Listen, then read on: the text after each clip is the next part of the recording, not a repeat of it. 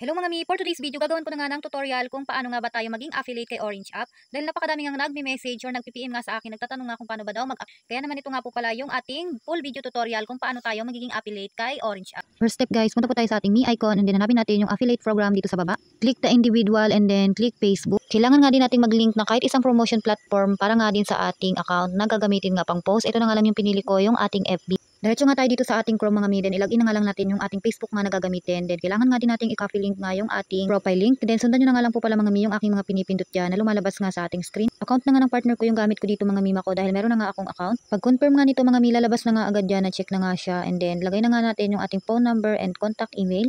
Make sure na active to dahil nga magte-text nga yung code dito. After nga natin ma-fill upan lahat, i-submit na nga din natin ito. After mga mag-submit mga mi, hindi na nga ito aabuti ng 24 hours para nga maging approve dahil nga ilang minuto nga lang to mga mima ko, pwede ka na nga mag-promote, isa ka na nga ang affiliate. Kung nakatulong nga ang video na to sa'yo, i-follow, like and share mo na nga din ako para nga update ka sa susunod na video na aking gagawin.